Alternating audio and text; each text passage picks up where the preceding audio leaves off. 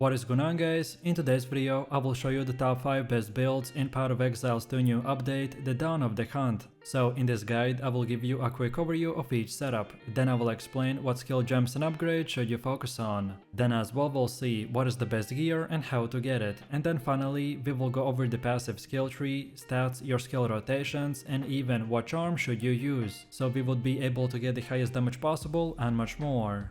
And before we continue, thanks to the Time Saver. They are a pro website that provides POE2 services like cheap currency, custom builds, boosting and top quality items, orbs and much more. They also have a lot of comments on Trustpilot, and this website is really worth a try. So make sure to check them out by using my link in the description. This setup is a fresh and powerful combination of the new Huntress Ascendancy and the Bleed Spear skills. This will revolve around fast-paced, agile combat with a focus on applying and stacking powerful bleed effects through ranged spears or the javelin attacks. You will use the spear throw or the whirling blade to apply bleeds, to then kite or reposition while the enemy takes damage over time. This playstyle will emphasize a hit-and-run tactic, exploiting movement speed, bleed stacking, and trap-style positioning for one-shotting bosses or super fast clear speed. So let me show you the build, and for the main class we are going with the Huntress and our ascendancy is Amazon. Then for the first skill we have Rake with the Stomping Ground, Deep Cuts and Blindside. Then second we got the Disengage with the Martial Tempo, Candace and Ingenuity. Then next we got Blood Hunt with the Bloodlust, Bullseye, Heavy Swing, Heft and Close Combat. Next we have Herald of Blood with Brutality, Precision and Vitality. Then for the next one we have the Bloodhound's Mark with Overpower, Inspiration and the Concentrated Effect. Next we got Wind Dancer with the Culling Strike, Blind and Maim. Then next we got the Tame Beast with Loyalty, Minion Mastery and Muster. And finally we're using Explosive Spear with Overabundance, Expedite, Retreat and Primal Armament.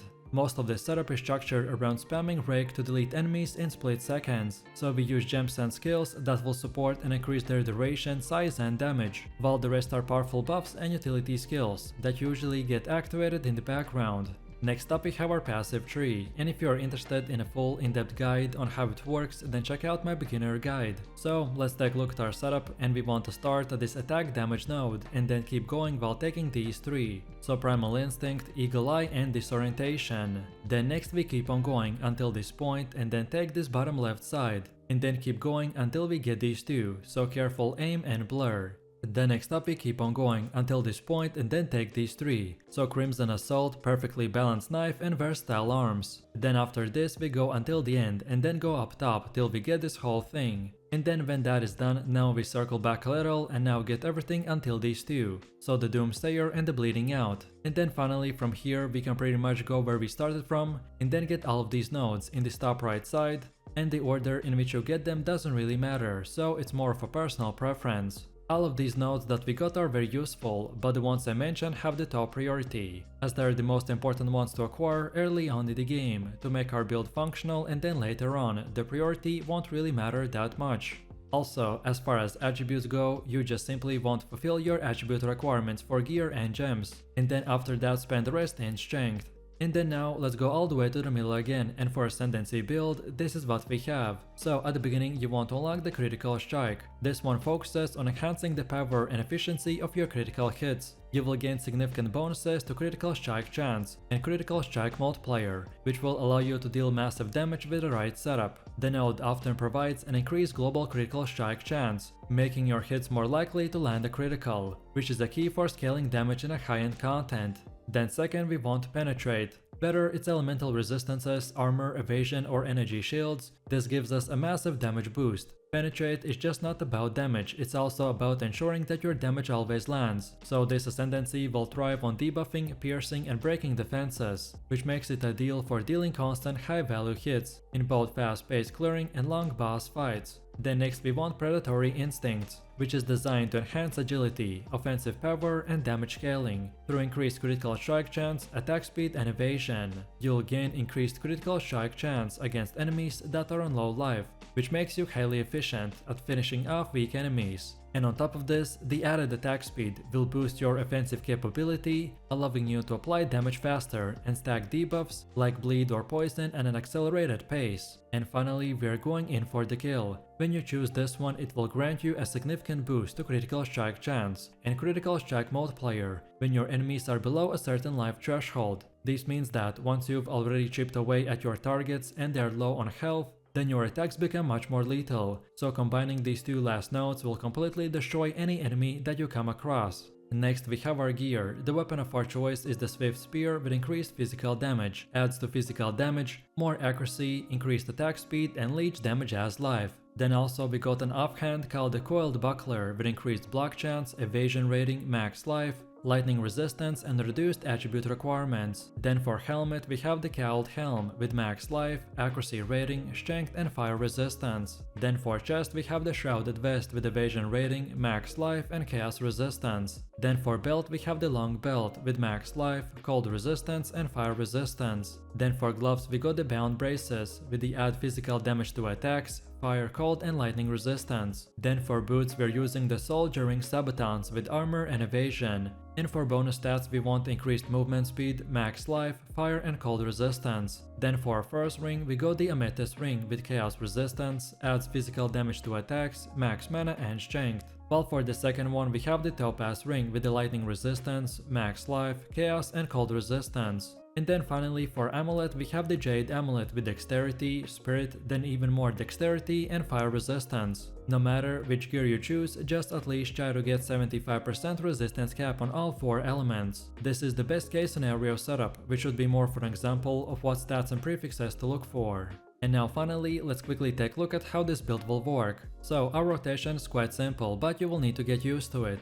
We are going to be constantly on the move, weaving through enemies with sharp, fluid motions. Every spear you will throw is not about impact, it's about the damage that follows. You don't need to stand and fight, as we can just watch them fall while we dash away. So we'll begin fights with a quick spear throw, immediately inflicting powerful bleeds that continue to drain enemies long after you've disengaged. Against tougher targets you will stack those bleeds, strafing and repositioning while they slowly tear apart. But then what about bosses? Well, they're all about timing. So keep moving, stay out of reach and just keep pressuring them as the bleed does the killing for us. Everything about this build will feed into that rhythm. Very high mobility, clean clears and a constant sense of momentum. It's not about tanking hits, it's about never being hit in the first place. So you will feel agile, tactical and lethal. And just keep spamming Rake as you see your enemies die in seconds. This setup is structured around using Contagion in combination with other chaos skills that will curse and explode enemies in very wide area. Overall, our main spammable skills have quite high mana cost to make it efficient, and that's why we are going to be using a wand like the Life Spring, which leeches percentage of max life when you cast spells. And on top of this, we can also use Asterisk Accuracy Gloves to get instant leech from our critical hits, so then this combination would completely remove the mana from equation and give us the ability to infinitely spam chaos skills and do massive amounts of damage without worrying about anything. The main gameplay idea behind our setup is to one-shot most enemies, and as they will die, they will continuously replenish our life and energy shield. However, for bosses, we will need to be careful, as not getting stun-locked is our main priority, and that's why we will use a specific setup, such as putting the spare in our multiple skill slot and much more.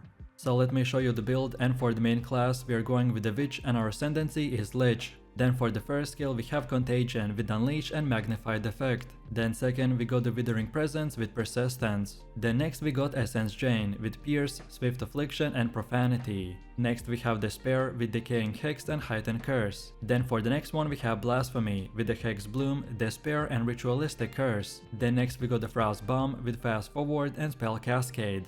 And finally, we're using Shield Charge with the Martial Tempo. Most of this setup is structured around using Contagion with the Essence Drain to delete enemies in split seconds. So we use gems and skills that will support and increase their duration, size and damage, while the rest are powerful buffs and utility skills that usually get activated in the background.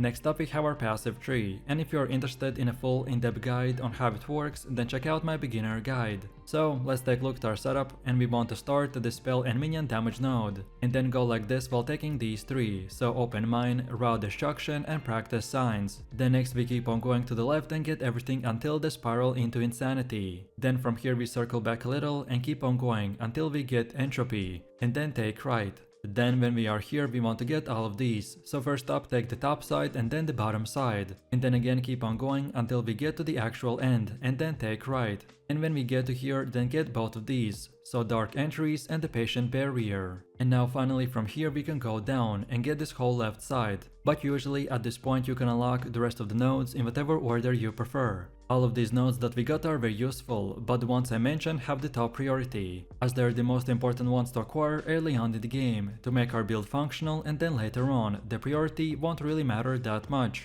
Also, as far as attributes go, you just simply want to fulfill your attribute requirements for gear and gems, and then after that spend the rest in intelligence.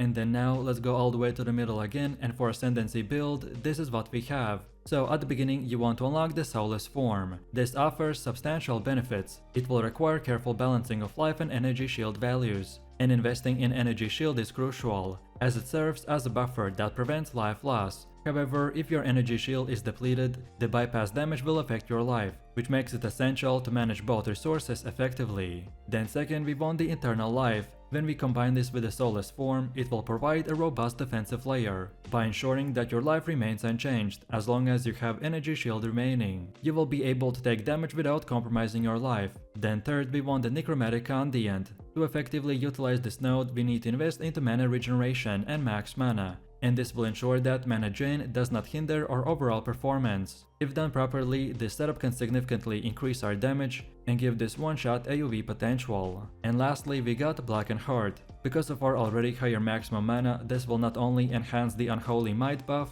but also support the other lich mechanics that scale with it. By using this 4-node combo, we will do insane damage, but a significant mana drain could become an issue, and that's why you need to follow the specific gear setup. Next we have our gear. The weapon of our choice is the Lifespring Wand with the mana drain, max mana, increased cast speed, and the ability to leech percentage of max life whenever we cast a spell. You of course don't have to use this specific weapon if you can't afford it, so in any case try to look for something similar. Then also we got an offhand called the Antler Focus with energy shield, reduced attribute requirements, and more levels of all spell skills. Then for helmet we have the Jungle Tiara with energy shield, max life, max energy shield, and more to fire resistance. Then for chest we have the Anchorite Garb with evasion and energy shield. Then also more spirit, max life, and cold resistance. Then for belt we have the Rawhide belt with increased life flask recovery, max life, and fire and lightning resistance. Then for gloves we got the Torn gloves with energy shield, max life, and chaos resistance.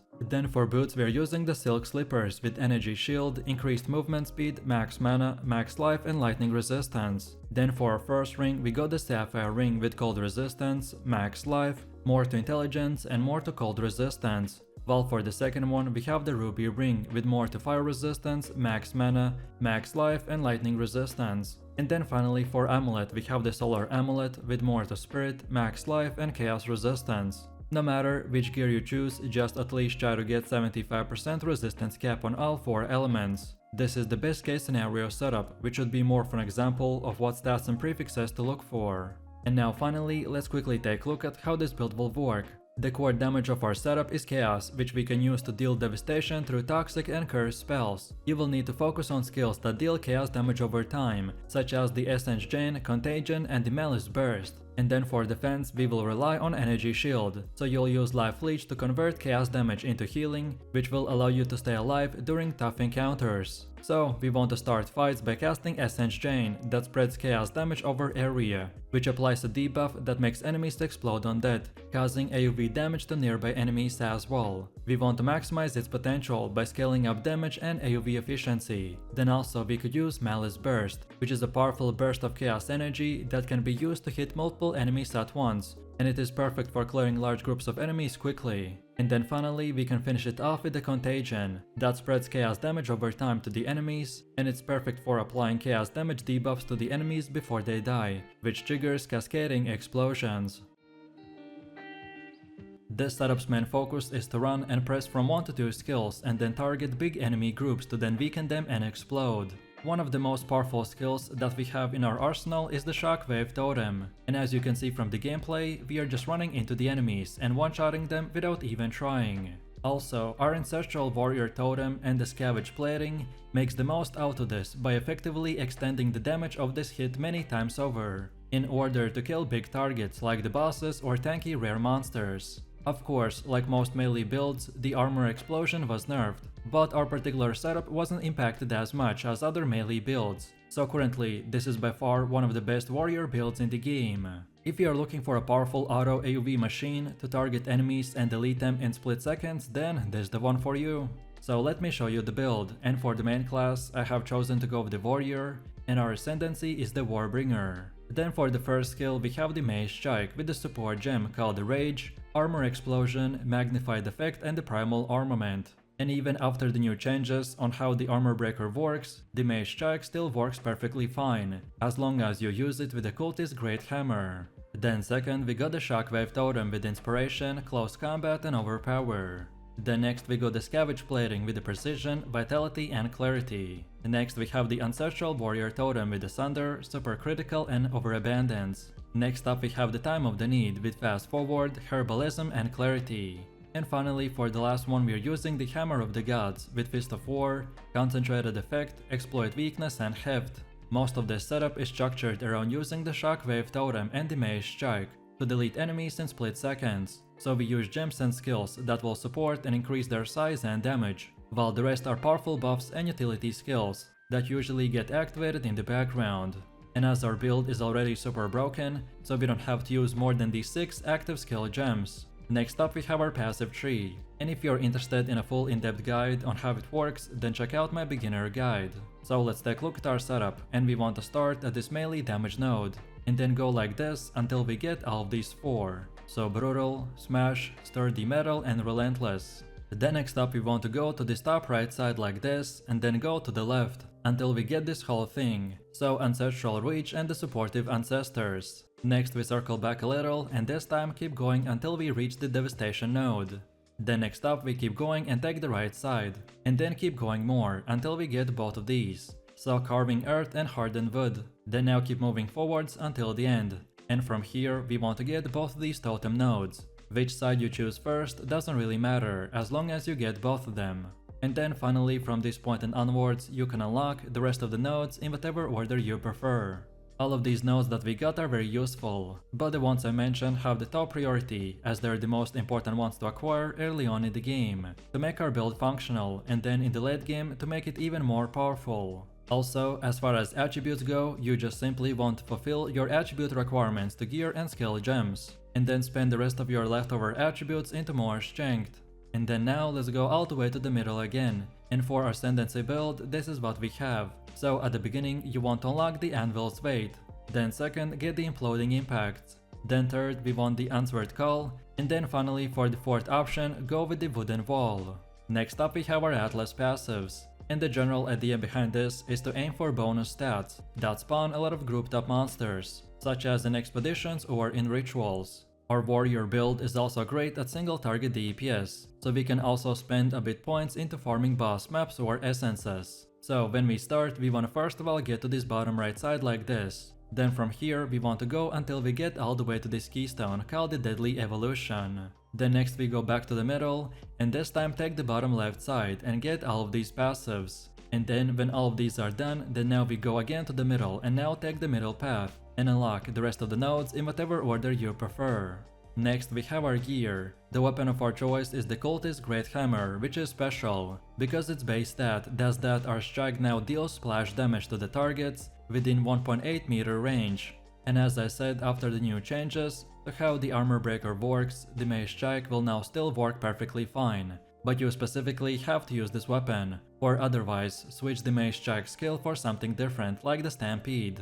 And then for bonus stats we want increased physical damage, more armor and more levels of all melee skills. Then for the helmet we have the warrior great helm with armor, and for more we want max life, more accuracy, more intelligence and fire resistance. Then for chest we have the advanced full plate with armor, and for more we need max life, armor and cold resistance.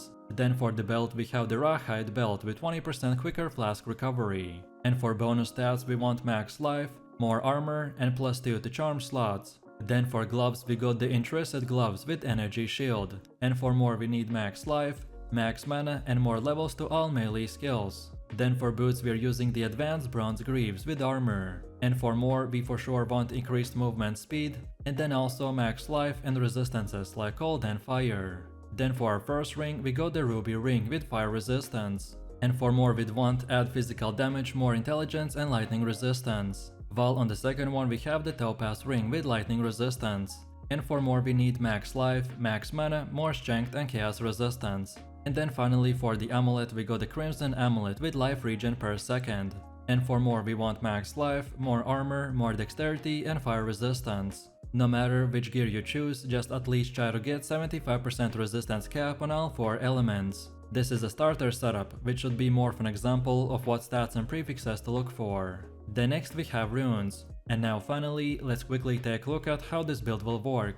And to be honest, because of our setup, this build will be extremely powerful, no matter in what order you use your skills. But if you're interested in the most optimized damage rotation, then here it is. So for both clearing and bossing, you want to place down your Shockwave totem, and Ancestral Warrior, which is linked with the Sunder totem. And then you can also use the Mage Strike to get a bit of extra damage in, and then later to generate rage as well. And finally, when you are at high tier maps and at the full endgame, you'll also be wanting to use the Hammer of the Gods on stunned bosses. But since it relies on having more than just plus levels to all melee skills on your weapon, so it might not deal as much damage for you as it does for other builds. And that's why our main objective will be to focusing on crazy AoE damage and less at single targets.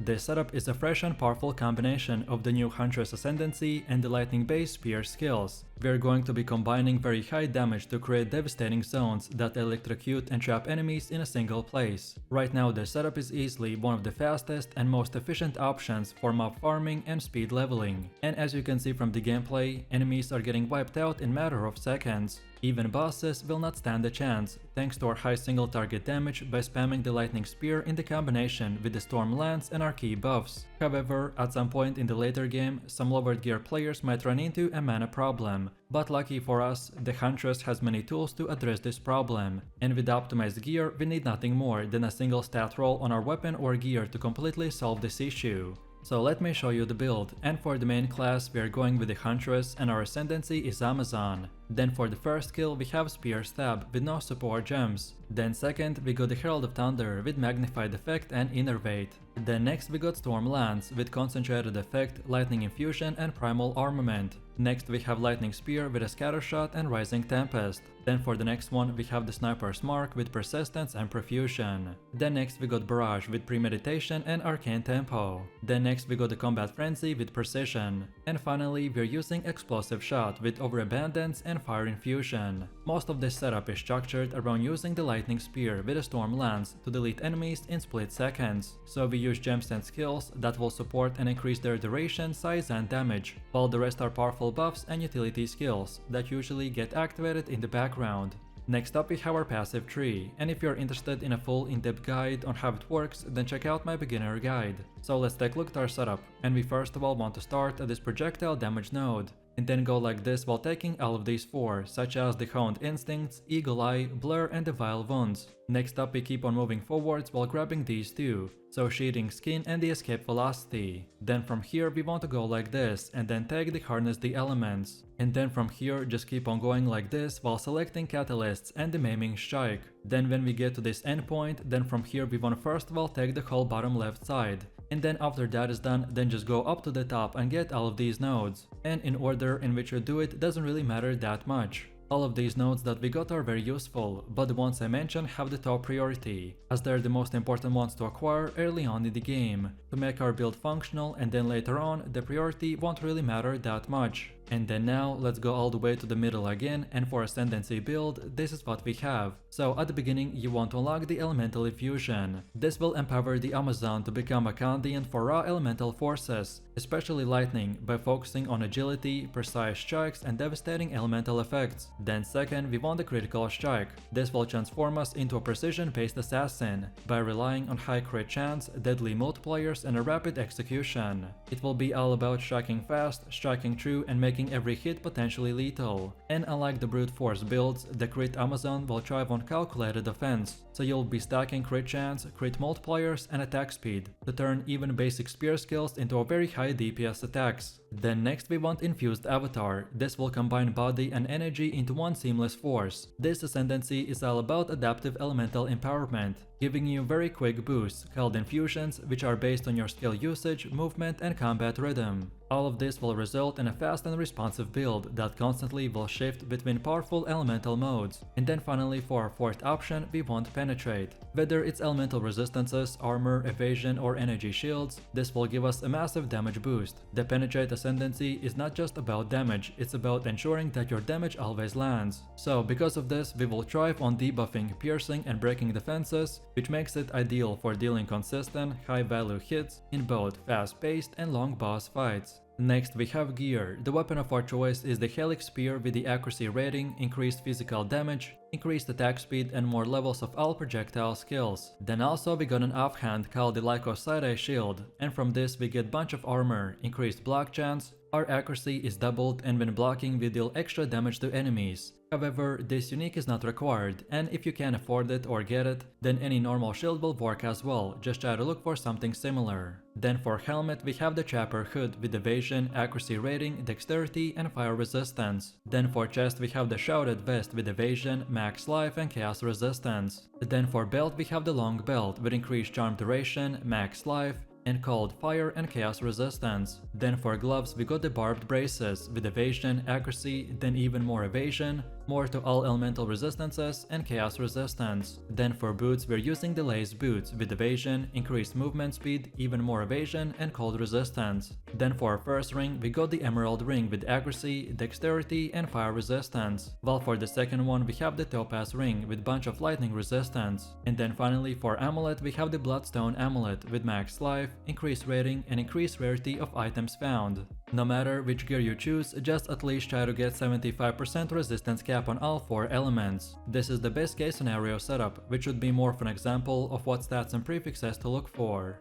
And now finally, let's quickly take a look at how this build will work. So our rotation is quite simple, but you will need to get used to it. What we want to do is first of all engage enemies by casting the Storm Lance to establish damaging zones, then follow that up with the Lightning Spear to pierce through and finish off huge amount of targets. This combination allows for very fast clearing of maps and efficient leveling. And also against bosses, the high single target damage from the Lightning Spear, enhanced by the Stormland's persistent damage, will ensure the same quick takedowns as with AoE mobs. However, as I mentioned at the start, in the later stages of the game, some players might encounter mana sustainability issue. But lucky for us, Amazon will offer a bunch of tools to address this, and with optimized gear such as items with mana leech or reduced mana cost modifiers, this issue can be effectively resolved. And thanks to our Ascendancy and passive tree scaling, our most important skill, the Lightning Spear, will become a rapid fire projectile of death. He will pierce, crit often and synergize perfectly with a shock effect to ramp up your damage in few seconds.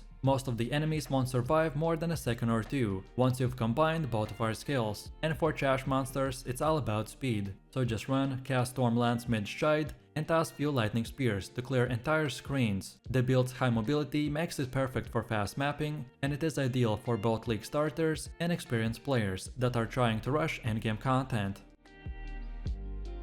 So, this endgame build will utilize the Skeletal Frost Mages by buffing them insanely high, so then in return we can do huge amount of damage. They also can freeze enemies and bosses, which will make very hard content a walk in the park. This build's greatest strength is its primary defense, so we will have a massive amount of energy shield, and by using the Grim Feast we will double it, so in the endgame we will be able to reach up to 13,000 energy shield. On top of this, our setup's playstyle will allow you to clear quite aggressively, while still being able to pull back and let your enemies protect you from the enemies whenever needed. If you are looking for very OP but passive gameplay, where most of the work is done by your minions, then this is the build for you.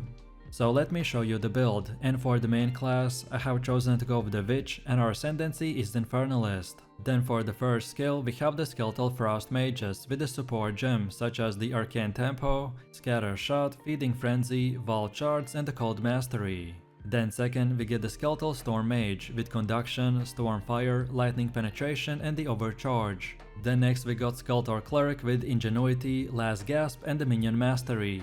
Next we have Pain Offering with Persistence, Ablution, Inspiration and Fan of Rage. Next up we have the Hypothermia with a Heightened Curse, Spell Cascade and Focus Curse. Next we got Frost Bomb with a Spell Cascade, Fan of Mana, Fan of Blood and the Strip Away. Next we got the Grim Feast with the Clarity. Next we have Summon Infernal Hound with a Meat Shield, Maim, Culling Strike, Fire Exposure and the Fire Mastery. And finally for the last one we are using the Sigil of the Power with the Magnified effect. Most of this setup is structured around using our Skeletal Frost Mages to delete enemies in seconds, so we use gems and skills that will support and increase their defense and damage, while the rest are powerful buffs and utility skills that usually get activated in the background. Next up we have our passive tree, and if you are interested in a full in-depth guide on how it works, then check out my beginner guide. So let's take a look at our setup, and we want to start at the spell and minion damage node, and go like this while taking the Raw Destruction and the Power of the Dead. Then next we want to move to the right and get all of these three, so Pure Energy, Dampening Shield and the Living Dead, as well as get this whole circle. Then afterwards we keep on going while taking Necrotized Flesh and Relentless Fallen. Then next we go like this, and then from this point take the left path and take all of these nodes. And then from this point and onwards you can go here up to the top and just unlock all the other nodes in whatever order you prefer. Also, keep in mind that all of these nodes that we got are very useful, but the ones I mentioned have the top priority, as they are the most important ones to acquire early on in the game, to make our build functional, and then in the late game to make it even more powerful. And then now let's go all the way to the middle again, and for Ascendancy build, this is what we have. So at the beginning you want to unlock the Loyal Hellhound for that minion skill and 20% reduced damage. Then second we get Altered Flesh. This will help out in dealing with physical damage if you have chaos resistance, or when you start stacking maximum fire damage, then you will take less cold and lightning damage. Then for our third pick we have the Berat's Will. This will give us more maximum spirit, but in return it will reduce our life by 25%. This might seem like a huge debuff, but it's 100% worth it, because of how insanely high we have our energy shield stacked up. And then finally for the last one we got the Berat's Hand. So feel free to use the exact same path as I have right here. And don't forget to check this video's description to find the link for this website, and this should make it easier for you to follow the tree.